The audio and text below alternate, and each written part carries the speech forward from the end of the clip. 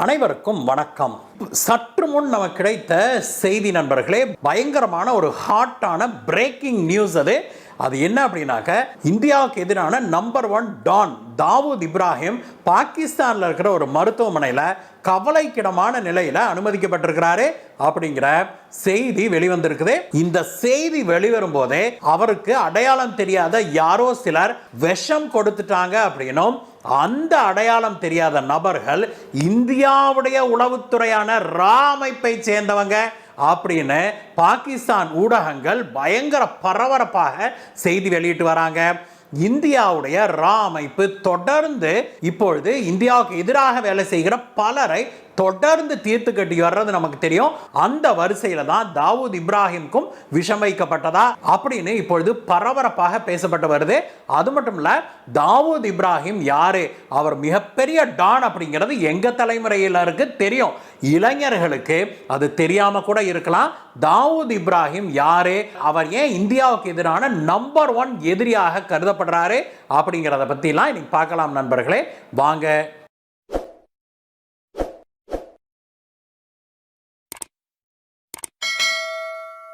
இன்றைக்கு காலையில் பாகிஸ்தான்லேருந்து வெளிவந்த செய்திகள் பாகிஸ்தானியர்களுக்கு பயங்கர அதிர்ச்சிகரமான செய்தியாகவும் உலகம் முழுவதும் பெரும் பரபரப்பை ஏற்படுத்துகிற செய்தியாகவும் அமைஞ்சிருக்குது நண்பர்களே. அது என்ன அப்படின்னா, 1993 நடந்த மும்பாய் தொடர் குண்டுவெடிப்புகளுடைய மூளையாக செயல்பட்ட, அதை செயல்படுத்திய அண்டைய மும்பாயுடைய டானாக விளங்கிய, தாதாவாக விளங்கிய தாவூத் இப்ராஹிம் பாகிஸ்தான் மருத்துவமனையில் இப்பொழுது கவலைக்கிடமான நிலையில் அனுமதிக்கப்பட்டிருக்கிறாரு அப்படின்னும், அதை விட பரபரப்பாக பேசப்படுகிற விஷயம் என்ன அப்படின்னாக்க, தாவூத் இப்ராஹிம்க்கு யாரோ அடையாளம் தெரியாத ஒரு நபர் விஷம் வச்சுட்டாரு, அதனால தான் அவர் இப்பொழுது கவலைக்கிடமான நிலையில பாகிஸ்தான் மருத்துவமனையில் அனுமதிக்கப்பட்டிருக்கிறாரு அப்படிங்கிற செய்தி வெளிவந்திருக்குது. அதை விட பரபரப்பு என்னன்னா, பாகிஸ்தான் ஊடகங்கள், சமூக ஊடகங்கள்லாம் மிகப்பெரிய அளவில் பத்திக்கிட்டு எரியுது இந்த விஷயத்துல.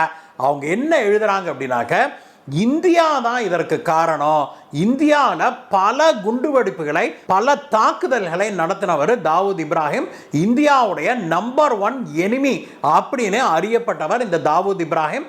அவருக்கு புகலிடம் கொடுத்திருந்தது பாகிஸ்தான். இந்தியாவுடைய உளவு அமைப்பான ரா அமைப்பு தான் இந்த தாவூத் இப்ராஹிமை கொல்றதுக்கு பல காலமாக திட்டமிட்டு வந்தது அப்படின்னு பலராலும் பேசப்பட்டது. அது இப்பொழுது கிட்டத்தட்ட கைகூடிருச்சு அப்படின்னு தான் சமூக ஊடகங்கள்ல பாகிஸ்தான்ல பரபரப்பாக எழுதப்பட்டு வருது. தாவூத் இப்ராஹிம்க்கு விஷம் வச்சது அடையாளம் தெரியாத ஒன்னோ அல்லது ஒரு சில நபர்களோ அப்படின்னு பேசப்படுது பாகிஸ்தான்ல. அது மட்டும் இல்ல, அந்த அடையாளம் தெரியாத நபர்கள் இந்தியாவுடைய உளவு அமைப்பான ரா அமைப்பை சேர்ந்தவங்க அப்படின்னு தான் இப்பொழுது பரபரப்பாக பாகிஸ்தான்ல செய்தி பரவிட்டு வருது. இது சமூக ஊடகங்கள் மட்டுமல்ல, பாகிஸ்தானுடைய மெயின் ஸ்ட்ரீம் மீடியாலையும் இப்படித்தான் இந்தியாவை தான் பழி சொல்லி எழுதிட்டு இருக்கிறாங்க. இதன் பின்னால் உண்மை இருக்குதா இல்லையா அப்படின்னு நம்ம ஆராய்வதற்கு முன்னாடி தாவூத் இப்ராஹிம் யாரு அப்படின்னு கண்டிப்பாக நம்ம தெரிஞ்சுக்கணும் நண்பர்களே.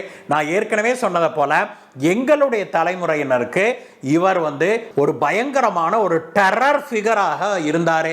ஆனால் இன்றைய தலைமுறையினருக்கு, இளைய தலைமுறையினருக்கு இவரை பற்றி அதிகம் தெரிந்திருக்க வாய்ப்பில்லை. ஏன்னா அதுக்குள்ள மனுஷன் இந்தியா விட்டு ஓடி போயிட்டாரு. 1955 டிசம்பர் மாதம் ஒரு கொங்கன் முஸ்லிம் ஃபேமிலியில பிறந்தவர் தாவூத் இப்ராஹிம். அவர் பிற்காலத்தில் மும்பாயுடைய அண்டர்வேர்ல்டு டானாக மாறினாரு. தாவூத் இப்ராஹிம் அப்படின்னாலே பயங்கரமான ட்ரக் கடத்தல், அவருடைய மிக முக்கியமான தொழிலே இதெல்லாம் தான். போதைப் பொருள் கடத்துறது, ஆட்களை கடத்தி கொண்டு போய் அவங்கள பிணை கைதிகளாக வச்சுக்கிட்டு பணம் வசூல் பண்றது. மும்பையில் யார் எவ்வளவு சம்பாதிச்சாலும் சரி, அதிக அளவில் ஒருத்தர் சம்பாதிக்கிறாங்க அப்படின்னா அவங்கள மிரட்டி பணம் புடுங்கிறது. மிக முக்கியமாக அந்த காலகட்டத்தில் 90களில் மும்பை ஃபில்ம் இண்டஸ்ட்ரியே, அதாவது பாலிவுட்டைவே மிரட்டி தான் கைக்குள்ள வச்சிருந்தாரு அப்படின்னா பார்த்துக்கோங்களேன். இந்தியாவுடைய ஹிந்தி திரைப்படத்தில் நடிக்கிற முன்னணி நடிகர் நடிகைகள் யாராக இருந்தாலும் இந்த தாவூத் இப்ராஹிமுடைய பேச்சுக்கு அடிபணியல அப்படின்னா அவங்க அவ்வளவுதான், அவங்க கெரியர் அவ்வளவுதான். அந்த அளவுக்கு மும்பாயுடைய அந்த பாலிவுட் பிலிம் இண்டஸ்ட்ரியே தன்னுடைய கைக்குள்ள வச்சு அப்படி நசுக்கிட்டு இருந்தாரு இந்த பயங்கரமான டானான தாதாவான தாவூத் இப்ராஹிம். இந்தியாவில் அவர் மீது பல வழக்குகள் இருக்குது. ஆள்கடத்தல், கொலை, கொள்ளை, மிரட்டல், அது மட்டும் இல்லாமல் போதைப் பொருள் கடத்துறது, நில அபகரிப்பு, பயங்கரவாத தாக்குதல்களை நடத்தினது, குறிப்பாக மும்பாய் தொடர் குண்டுவெடிப்புகளை நிகழ்த்தியது, அது மட்டும் இல்ல அதற்கு பிறகு இந்திய பாராளுமன்றத்தின் மீது நடத்திய தாக்குதலையும் கூட இவருடைய கை இருந்தது அப்படின்னு சொல்றாங்க. இப்படி பல தாக்குதல்களை இவர் நடத்தினதாக இவர் மீது பல்வேறு வழக்குகள் பதியப்பட்டிருக்குது. 1993 நடந்த மும்பாய் தொடர் குண்டு வழக்குகள்ல இவர் தான் பிரதான குற்றவாளியாக கருதப்படுகிறது. அதற்கு பிறகு இந்தியாவும் அமெரிக்கா 2 நாடுகளுமே இவரை மோஸ்ட் வாண்டட் லிஸ்ட்ல போட்டாங்க. உலகின் ஆக அதிகம் தேடப்படுகிற 10 தீவிரவாதிகள்ல இவரும் ஒருத்தர் அப்படின்னா பார்த்துக்கோங்களேன். இவருடைய தலைக்கு 25 மில்லியன் அமெரிக்கன் டாலர்களை பரிசாக அறிவிச்சிருக்குது அமெரிக்கா அப்படின்னாலும் பார்த்துக்கோங்களேன். அந்த அளவுக்கு இவர் பயங்கரமான ஒரு தீவிரவாதி, ஒரு டான். 1986 சமத் கான் அப்படிங்கிற ஒருத்தரை கொலை செய்த வழக்கில் இந்திய அரசாங்கம் இவரை அரெஸ்ட் பண்ண போறாங்க அப்படின்னு தெரிஞ்ச உடனேயே, இந்திய போலீசார் இவரை நெருங்கிட்டாங்க அப்படின்னு தெரிஞ்ச உடனேயே அவர் என்ன பண்றாரு, மும்பையில இருந்து துபாய்க்கு தப்பிச்சு ஓடுறாரு. துபாயில இருந்து தான் அதற்கு பிறகு பல ஆண்டுகள் இவர் இந்தியாவுக்குள்ள நடந்த பல சதி வேலைகளுக்கு காரணமாக அமைஞ்சாரு. அங்க உட்கார்ந்துகிட்டே இங்க எல்லாத்தையும் கண்ட்ரோல் பண்ணாரு. அங்க துபாயில உட்கார்ந்துகிட்டே இங்க இந்தியாவில் இருந்த மும்பாயுடைய பாலிவுட்டையே ஹிந்தி பிலிம் இண்டஸ்ட்ரியை இவர் கைக்குள்ள வச்சிருந்தாரு. அந்த சமயங்கள்ல இந்தியா பாகிஸ்தான் கிரிக்கெட் மேட்ச் நடக்கும் போதே இந்தியாவை சேர்ந்த பல முன்னணி நடிகர் நடிகைகள் இங்கிருந்து துபாய் போய் தாவூத் இப்ராஹிம் கூட உட்கார்ந்துகிட்டு அவங்க கிரிக்கெட் பார்த்த வரலாறுலாம் நமக்கு தெரியும். 1993 மும்பாயில் தொடர் குண்டுவெடிப்புகளை நடத்தினதுக்கு காரணமாக இருந்தார் இந்த டான் தாவூத் இப்ராஹிம். அதற்கு பிறகு இந்தியா அவருடைய நம்பர் 1 வாண்டட் லிஸ்டில் போட்டுருச்சு. அதற்கு பிறகு நிலை மாறுச்சு. இந்தியா இவரை இன்டர்நேஷனல் டெரரிஸ்ட் அப்படின்னு அறிவித்த பிறகு அமெரிக்காவும் அறிவிக்குது. அதற்கு பிறகு துபாயில் உட்கார்ந்துருந்தா தன்னை பிடிச்சிட்டாங்கன்னா என்ன பண்றது அப்படின்ட்டு அங்க இருந்து பாகிஸ்தானுக்கு தப்பியோடி அங்க தஞ்சம் புகுறாரு. பாகிஸ்தானுடைய கராச்சி நகர்ல தஞ்சம் புகுது. அதற்கு பிறகு பாகிஸ்தான் ஆப்கானிஸ்தான் பார்டர்ல ஒரு இடத்துல இவர் செட்டில் ஆயிட்டாரு அப்படின்னு சொல்றாங்க. ஒசாமா பின் லாடன் உச்சியில இருந்த காலகட்டத்தில் அந்த அமைப்போடு, ஒசாமா பின் லாடனுடைய தீவிரவாத அமைப்பு இருக்குதுல, அதோட கைகோர்த்துக்கிட்டு இந்தியாவுக்கு எதிராக பல தாக்குதல்களை இவர் திட்டமிட்டு நடத்தினாரு அப்படின்னு சொல்லப்படுது. அது மட்டும் இல்ல, அதுக்கு பிறகு மும்பாயில நடத்தப்பட்ட பயங்கரமான தீவிரவாத தாக்குதல், மும்பாயில தாஜ் ஹோட்டல் மீது தீவிரவாத தாக்குதல் நடத்தப்பட்டது இல்லையா, அதற்கு பாகிஸ்தான்ல இருந்து போட் வச்சுக்கிட்டு மும்பாயில இறங்கினாங்க இல்லையா, அதற்கு இந்த டிரான்ஸ்போர்ட்டேஷன் வசதிகளை எல்லாம் ஏற்படுத்தி கொடுத்ததும் இந்த தாவூத் இப்ராஹிம் தான் அப்படின்னு சொல்றாங்க.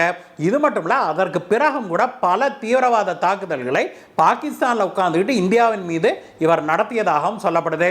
இப்படிப்பட்ட பயங்கரமான தீவிரவாதி முன்னாள் டான் தாவூத் இப்ராஹிம பல ஆண்டுகளாக இந்தியா எப்படியாவது அரெஸ்ட் பண்ணி இந்தியா கூட்டிட்டு வந்துடணும் அப்படின்னு பல விதமாக முயற்சி செய்து வர்றாங்க. பாகிஸ்தானிடம் கூட ஒரு முறைக்கு பல முறை நம்ம நாட்டில் வாண்டட் லிஸ்ட்ல இருக்கிற தீவிரவாதிகளின் பட்டியலில் இவருடைய பெயரையும் சேர்த்து தான் கொடுத்திருக்குது.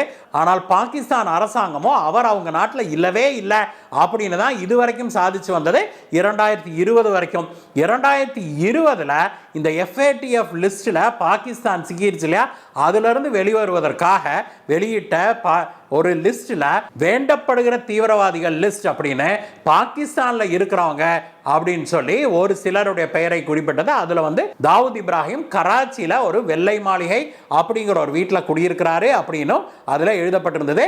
அப்பொழுது இந்தியாவும் அமெரிக்காவும் அவரை கொடுங்க அப்படின்னு கேட்டபோது உடனடியாக அவர் அங்க இல்ல, ஆனா அது அவருடைய வீடு அப்படின்னு சொல்லி மழுப்புச்சு பாகிஸ்தான். அதற்கு பிறகு கடந்த 2-3 ஆண்டுகளாக இந்தியாவுடைய ரா அமைப்பு வெளிநாடுகள்ல பல இந்தியாவுக்கு எதிரான இந்திய இறையாண்மைக்கு எதிராக பணியாற்றுகிற வேலை செய்து கொண்டிருக்கிற வேலையில் ஈடுபட்டு வருகிற பலரை டார்கெட் பண்ணி தீர்த்து கட்டிட்டு வருது இல்லையா, அந்த வரிசையில் தாவூத் இப்ராஹிமை இந்தியாவுடைய ரா அமைப்பு டார்கெட் பண்ணி இருக்குது அப்படின்னு இப்பொழுது செய்திகள் உலா வந்திருக்குது. ஏற்கனவே தாவூத் இப்ராஹிம ரா அமைப்பு வந்து டார்கெட் பண்ணி கொல்ல போகுது அப்படிங்கிற செய்திகள்லாம் உலா வந்துகிட்டு இருந்தது.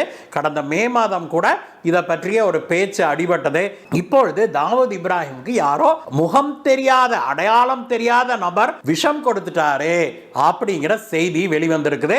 அவர் வந்து இப்பொழுது பாகிஸ்தான்ல கராச்சியில ஒரு மருத்துவமனையில் கவலைக்கிடமான நிலையில அனுமதிக்கப்பட்டிருக்கிறார் அப்படின்னும், இந்த தாவூத் இப்ராஹிமை வச்சிருக்கிற அந்த மருத்துவமனையுடைய அந்த தளம் இருக்குது இல்லையா, அந்த ஃப்ளோர் முழுக்கவே காலி செய்யப்பட்டு அதில் இருக்கிற பேஷண்ட்ஸ் எல்லாம் வேற பக்கம் அனுப்பிட்டு அந்த தளம் முழுவதுமே இந்த தாவூத் இப்ராஹிமுக்காக பாதுகாப்பு வழங்கப்பட்டிருக்குது அப்படின்னு சொல்றாங்க. எது எப்படி இருந்தாலும் நண்பர்களே, ராவுடைய குறி தப்பாது, தப்பக்கூடாது அப்படிங்கிறதா நம்முடைய எண்ணமாக இருக்குது. அந்த எண்ணம் ஈடேறுமா அப்படிங்கிறது அடுத்த சில நாட்களில் தெரியும். தாவூத் இப்ராஹிமை பற்றி இன்னும் நிறைய தகவல்கள் இருக்குது நண்பர்களே. நீங்க தாவூத் இப்ராஹிம் அப்படின்னு கூகுளில் அடிச்சிங்கனாலே உங்களுக்கு பல தகவல்கள் வரும். 1-2 அல்ல, தாவூத் இப்ராஹிம் செய்த இந்தியாவுக்கு எதிரான கொடூரங்கள் பல கண்டிப்பாக நீங்க அதையெல்லாம் தெரிஞ்சுக்கிட்டீங்கன்னா தாவூத் இப்ராஹிமை இந்தியாவுடைய ரா அமைப்பு இப்பத்தானா பண்ணுது அப்படின்னு கண்டிப்பாக கேள்வி கேட்பீங்க. இந்த வீடியோவை பற்றிய உங்களுடைய கருத்துக்களை சொல்லுங்கள் நண்பர்களே. மீண்டும் உங்களை வேற ஒரு வீடியோ சந்திக்கிறேன் கைஸ். பாய் பாய்.